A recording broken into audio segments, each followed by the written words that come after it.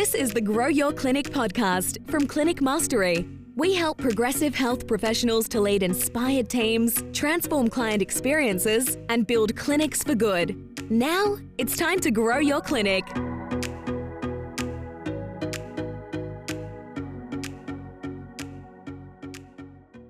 So a few weeks ago, Michael Rizk, you posted on Instagram, I think Facebook as well, and it got a lot of traction. For those listening in, I'm sharing my screen. Come and join us on YouTube. Hit subscribe, follow the videos, follow the pod. But I'm sharing my screen, and something we do time to time on the pod. This is the post. You're going to make it. About 5 years into our clinic, we got hit with a $120,000 fine from one missed superannuation payment. It accrued and compounded over time. This was all of our savings gone. Number two, pre-COVID, a divorce meant I had to either sell my clinics or front up the equivalent amount of capital. Number three, then COVID hit, which drained whatever savings we had left. Number four, a business partner split meant we either had to use all of our cash reserves or get another loan to buy out our partner. The heading of this post was, I had to start my clinic from zero 4 times. Before we get to the lessons, Michael Rizk, you've been through the ringer. Oh yeah. No, that's good. I get emotional listening and reading it back. Yeah, but I feel like when I talk to clinic owners as well, it's a really common story. There's 2 or 3 really big ups and downs in our journey. So I think that's what resonated, is that maybe most of us have been through something like this in business. It's certainly got a lot of traction, a lot of people reaching out to you privately, also on the post as well. We are in a privileged position, both you and I, to support clinic owners. Over many years we have done now. We're approaching 10 years of doing this. And the stuff we get to hear and see are some of the most vulnerable things. A lot of clinic owners don't have a space. They don't have peers. They don't have a partner perhaps to share this with, or who truly understands it. And so we, love celebrating the highs, but so often are helping people through tough times like this. What I loved, and I haven't read it out, but let's unpack it a little bit more, what you've learned, because I think we hopefully reflect on these challenges and the successes and identify some of the things that maybe have contributed, or at least that we can take from it to build our character and move forward for inevitably the next time. So let's start with number one here. You put in the post, what I've learned. Number one, you've built it once, you can build it again better. Talk to me about that lesson, add some tonality, some context, and in particular, how does that now translate into what you do? I think that was probably me trying to convince myself to keep going. But if we've ever had these big hits in business, the one thing you can take away is that, you got to that point. Like, we got to a point where we had 100K in savings, and we were really proud of that after 3 or 4 years running a clinic. So I had to remind myself that the systems and frameworks and the infrastructure we put down is what got us into that position. And that wasn't gone. It was just the money that was gone. So it took a lot of positive self-talk, and I did believe we could build it again. And I think being in a community really helped as well, because we had lots of business owners around us where similar things or worse things have happened as well. And we get the privilege of watching them rebuild. I think that's what I meant. And with that, is that just internal dialogue, maybe something you wrote on your mirror or the back of the toilet door? Like, what practically happens, apart from maybe reflecting on, okay, I can do this? Is there anything that you've changed about the way you think or act in your day or in your week to translate this into the actual building it better again? There was a few reflections I had. I really lent into support of the CM community. I was asking, maybe not specifically for this, the first super bill that we got, but I just realized we have so many great business owners around us. And what's really cool is you can ask anyone for help. And when you ask anyone for help, they always help, right? It's often that we just don't ask. So that was a big thing. And I think leaning on my mentors who are predominantly online, actually, I found myself going back to Alex Hormozi a lot in the more recent period. And his origin story was, I think his business failed 3 times before he created this multi-billion-dollar thing. And he spoke in a YouTube short about having a conversation with his now wife Layla, saying, "Look, you can leave me. Like, we're totally cool. I would understand if you left me, but I've just gone to zero for the 3rd time."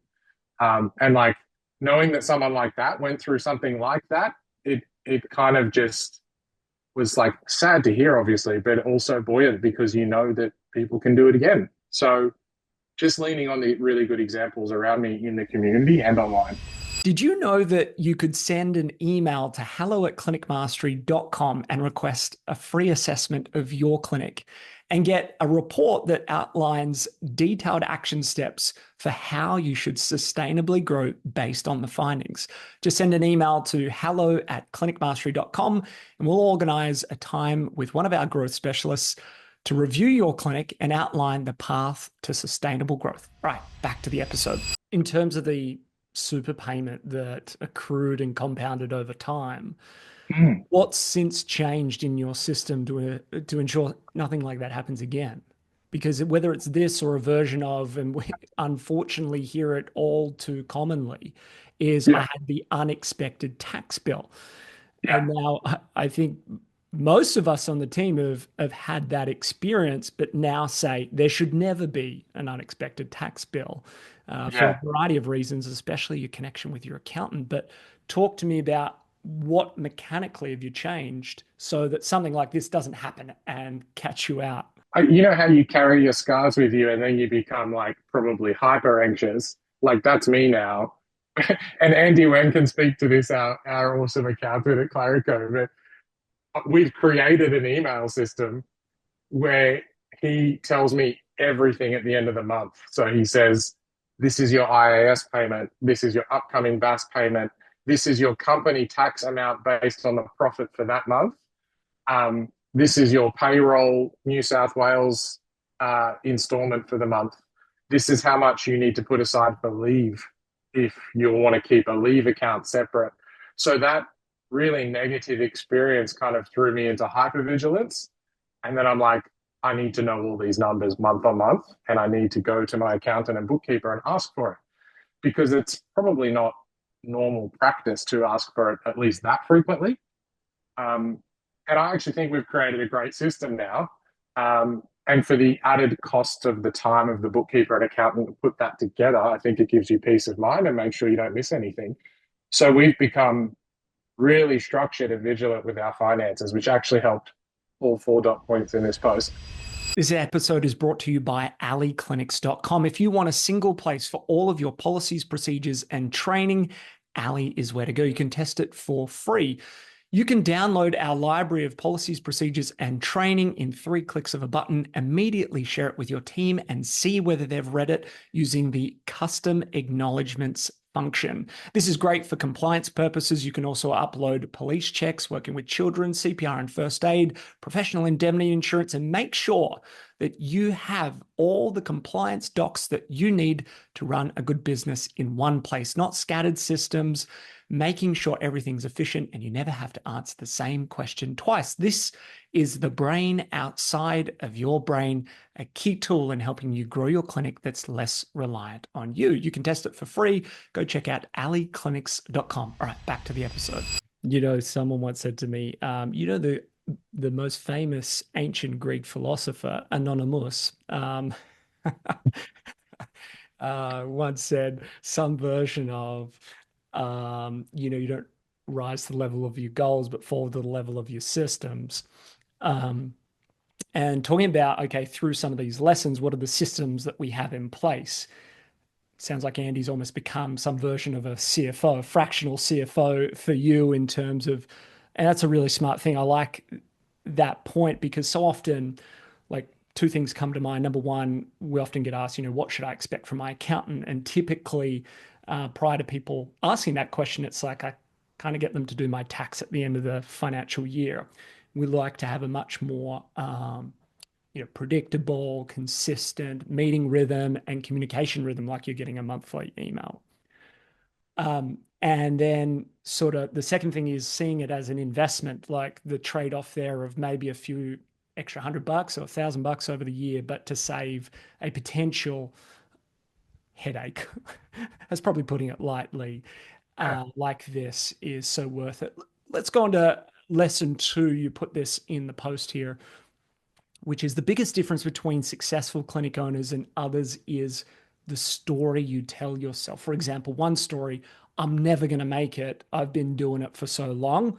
Another story could be, wow, how resilient am I? And my clinics are making it through this. Imagine the next season. It takes a little bit of introspection to come to that conclusion. And I like that point.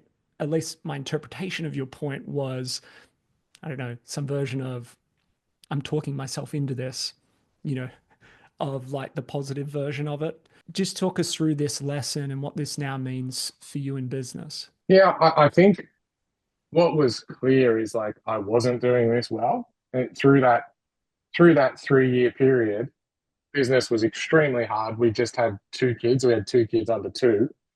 So it was not sleeping, going through the business partner separation, wondering where we're going to get capital to do this, and all the messiness involved. And I think that just needs to happen as well. It's really easy to have all the motivational quotes and all the books in the back of your mind when things are going well. And that was actually my reflection of this period, is like that stuff really resonates with you when you're going well. But when you're going not so well, it's really hard to accept that advice and accept your level of ownership.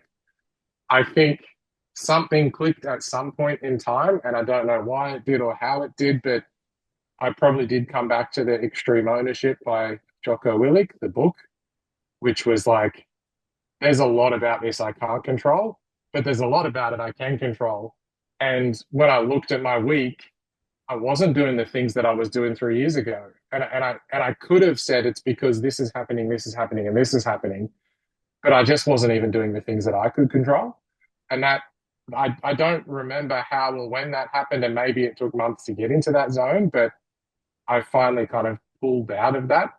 And maybe that could be done quicker if you could identify that you're not doing so well, or you can speak to someone or speak to your mentor in CM or your partner. But at some point in time, when I came back to those principles, everything just became easier. I'm like, well, I can do this, and I've done it before, but what was I doing before, and am I doing that now? And then I just started to see little wins again, and the wins that you're in control with were really helpful. That was my experience of it. But I do remember like 2 or 3 years there where I wasn't feeling that way. I wasn't feeling like I can do this. I got a favor to ask. Would you mind reviewing and rating this podcast, please? It helps us attract great guests and partnerships from companies who want to do business with you, and we can negotiate the best possible deals and discounts so that you can grow your clinic sustainably into the future. Just open up your podcast player and hit the review. It looks like 70% of you use the Apple Podcast player to listen into this show. So next time you open up the show, can you give us a review and rating? Every single review counts, and we are so grateful for it. All right, let's head back to the episode. What was the experience like at home? Because you got 2 kids under 2. Your wife, Saranga, runs her own physio clinic separate from the iMove crew. It's a busy household. I think I'm very lucky that I knew I also had a level of security that potentially a lot of business owners don't have, and you don't have in your first 3 to 5 years. When that first super bill hit us, I wasn't in this position, but there was something driving where I knew, you know what, if the clinics didn't work, I would be okay. So there's a level of security to that. I also called myself out that I think that potentially making me lazy as well. Like, when it's not for survival, when it's not life or death, like it is when you're in startup, you can kind of lean on things a little bit.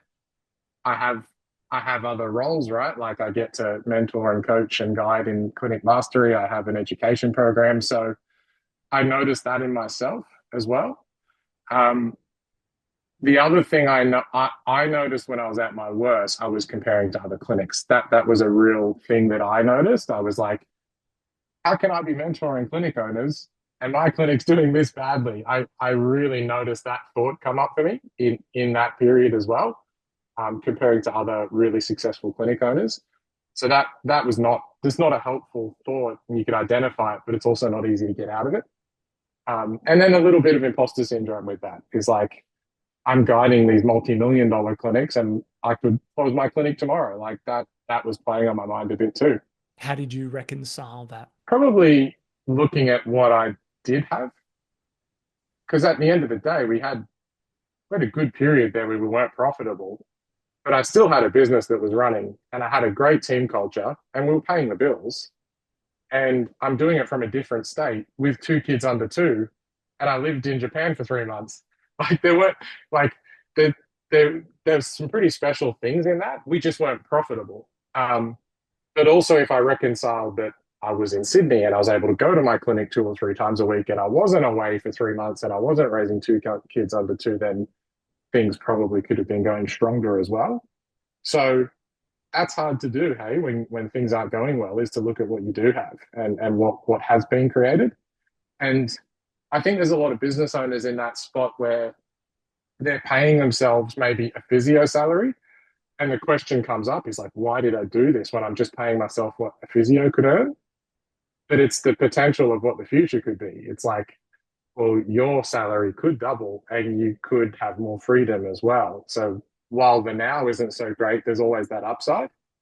So maybe I started to focus more on the stuff that was going well. Sounds like you did, in terms of focusing on what you can control and also acknowledging or celebrating some of those wins, as small as they might be, which I think is super important, especially if you're in a tough time. It might be that, hey, I followed the time block that I allocated in my diary and did that important activity, or I, made the content to post for my marketing or publish the job ad. You just sort of start to focus on the really small things and go, you know what? I showed up today. Yeah. I did it. Yeah. Yeah. And sometimes it's detrimental to your mental health to be around people who are doing really well when you're not. But I also found, hearing from some of those like an Alex Hormozi, that I found myself comparing like, holy crap, how's this guy done this? But then to hear from someone like that only 3 years ago he went bankrupt 3 times, or whatever it was, 4 or 5 years ago, that's really helpful, which is maybe why this post resonated, because I think people look at us as our clinics are perfect or they're clinic mastery, so everything must be going so well. But we've all had these periods in all of our businesses. That's the business life. That is the life experience, right? Someone's crushing it in one area of their life and falling to pieces in another area. I mean, we're all human. I think what I love is that you were talking about taking some inspiration from the community, but predominantly perhaps support from the community. It's an interesting tension, right? Of seeing what others are doing, and you only see the tip of the iceberg. But everyone forgets that when they're looking at the Instagram reels or, the posts, they're hiring another 3 team members and I can't even get one, or I'm not ready for it. And there's that tension of, taking in inspiration from someone else. I think it's like those parts resonate with what you feel you're truly capable of doing. I think so you feel inspired in some capacity, but also then not beating yourself up that you're not there yet. Because I often share this with clinic owners on like a consulting session where they do say, I've, see this other clinic doing all these things in the wins channel. I'm like, I won't say this exactly to them, but if I'm working with that person that they're referring to, in my mind, I'm going, you have no idea what's actually happening inside that clinic. You don't know the stress, the burden, the family stuff that's happening. You're just seeing the wins. And I think it's important to celebrate those wins because there's so much crap that happens. Yeah. It's like, Yeah. I got this like, in this post, you are like curating some flowers in the garden. It's like, something sprouted. It's not looking all dead and barren. I'm going to celebrate this thing grew, even if it's a weed. There's growth. Yeah. So I Yeah. think it's important, like, right, to take inspiration in doses with what can I control. I think that's a really great point. It's probably resonates with my experience personally, but also working with so many clinic owners when they get sort of down in the dumps there. So often their commentary is around all these other things that they can't control or can't influence. And when they just sort of narrow their focus to showing up, doing that thing, that also compounds over time. So that's a perfect sort of segue into the third lesson that you documented here, which was every failure led to significant positive changes to my clinic. Talk us through this. Yeah, I think easy to see in hindsight. And maybe all this stuff can do is close the gap when you're going through the rough times. I was reflecting on it as like, we know all this stuff inherently, we see all the quotes all the time. But if we can close the gap of when we're feeling not so great to pulling out of that rut again, that would be my hope for me the next time I go through that is like not spend 3 years in it or 3 months in it and close the gap a little. And this is one of the things I think can always help, which I think we all inherently know, but we had an amazing shift in our financial structure because of that. We had an amazing shift in my focus. I identified there's one thing our clinic needed was we needed 5 extra new clients every week for each of our clinics. And then all I did, even if I only had 4 hours that week, that's all I did. I just did that for 4 hours. And then from focusing on that, it just led to those small wins that you were saying before. And now we've got a great Facebook ad system in place, a great email and text campaign system in place. And I think conversations, probably from two of these examples, like having difficult conversations is a thing that's come up again for me. Is like knowing that if I'm feeling a bit funny, there's usually a difficult conversation that needs to be had with a team member or business partner. So I think there are three really big positive changes that have come from this. Being able to lean into that discomfort and have the tough conversations is what I'm hearing. Yeah, yeah, absolutely. I think um, the business partner one was probably the biggest one, like having that hard conversation. There's a few clinics in Clinic Mastery that are business partnerships, and it's not easy to navigate. So just having those difficult conversations, if they weren't had, then you never get out the other side of it, even though it's a scary thing to do. I'm mindful of keeping some things in confidence here, but just let's double click on that for a moment on approaching the tough conversation with your business partner, former business partner. How did you approach that, or what were some of the things that you found allowed you to get to the end result? It probably wasn't handled as well as we both like. Uh, I think we tried to lean on the community and come back to like position description. What can I do? What can you do? Is that worth our time and money? Like we tried to keep it to that. But again, this was a significant learning for those who are in business partnerships. We never had a really strong position description or contract in place, so it made these conversations and assumptions a lot harder. There's assumptions on both parties about what both business partners will do, what they're willing to do, what happens when their life changes. Like I had 2 kids in that period.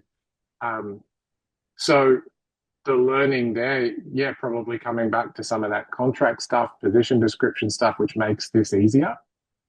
Um, then then it was just being brave and having the conversation that we felt like something was off, which we did. It became the hardest part was negotiating the business value and the buyout, which I think everyone struggles with. I don't think any buyout happens with both parties completely agreeing. But again, we had really good help. We had really good help with consultants who specialize in that. So even if that was a lesson again. Did you do it with the Rushmore group? Was it? We used we used Anthony Hurst, who's really experienced Oh, in yes. valuing businesses and putting the multiple on it and figuring Yep. out what directors' wages should be set Yes. at. Yep. So that, yeah, that was good. Yeah, it's such an interesting thing. Like you and I have both been part of directly or indirectly seeing a bunch of business partnerships dissolve, break up, move on. Most are tricky, some are pretty seamless. And to your point earlier around, easy to take the advice or the quotes when it's going well. Often when business is going well, we don't need those sorts of things, or we feel like, we'll get to it someday. And then when you do need it, it kind of, yeah, hits you square in the face. And you can always make up for that lost time or structure. But it's something that, we try and do pretty regularly from some sage advice from Shane Davis, who was on a recent episode, business partner, who has multiple partnerships and really taken a lot of great words of wisdom, as we all have from Shano, around how to try and be proactive and continue to revisit some of these key docs. Not to say that we've got it perfect, but that regularity is something that, much like you, Mick, I wouldn't probably have navigated to unless I had, someone like Shano in the corner. So, yeah, great reflections. And then finally, the final lesson that you had put here was every failure could have been avoided or softened with the right advice. Unpack that for me. Yeah, I think even just going back to what Shane does so well, we've implemented that now with our guys in profit share, and we got a really sharp position description together. And now we revisit it in that meeting every fortnight. It's like, these are the things we set out to do. How are we going with them? How long are they taking? What's the framework behind it? So even having that experience has created a much better structure, and it's even created the meeting agenda for our new team members. So that's been a good learning. Um, yeah, I feel like all of the things that have happened here are potentially avoided or softened with clinic mastery advice or advice from community and listening to it well. I think Shane was guiding us at the start, and he's like, get your position descriptions together. We're like, we're not doing that. We're growing a business. Too busy. And the super stuff, like having the right accountant where you can ask those questions and just say, I know, this is painful, but I really want to know these numbers each month rather than at the end of the year. So like all of those situations avoidable. And I think we bring all those lessons into CM now really well. Like we try and set up those financial rhythms from day one. We try and set up position descriptions from day one. It's a great point around having the right advisors around you to be able to share their wisdom. I certainly know that I went through 4 or 5 different accountants and kind of felt really dumb, and also a version of I didn't want to ask questions or didn't even know what questions to ask in the early days, and felt like if I was asking them questions that it was it was like distracting from their time, like it wasn't particularly valuable to them. And perhaps also a version of me thinking, oh, they're going to bill by the minute. And so it's about Yeah. being efficient here, hand over the receipts and go for it. Um, Yeah. so what I particularly love, we've had Andy on the podcast, a good friend, good advisor, and developed quite a niche for allied health. That's Clarico Accounting, for those that want to check him out, and the team. He's such a great educator. I find that really useful, of like explaining things and visualizing things. I don't know about you, but accountants would talk numbers and they'd just be flying past me like Neo in the Matrix, like dodging wisdom in a way. And not the right outcome, should be eating it up like a Pac-Man. But in this instance, I really found Andy just able to explain things, visualize things. What I mean by that is share screen with a spreadsheet and talk through how these things match. But I love that you've developed these systems. None of us are going to escape, the mistakes in the future or the challenges, the things we don't see coming. COVID, a great example, a bad example, however you want to look at it, at that.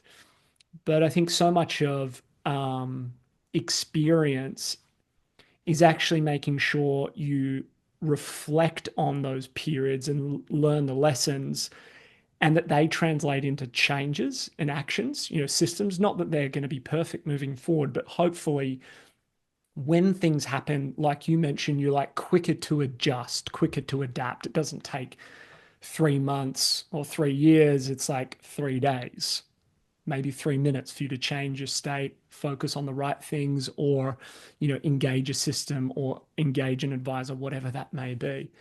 So I really appreciate it. I think everyone knows you to be so open and vulnerable about your experience as a business owner, as a physio in particular.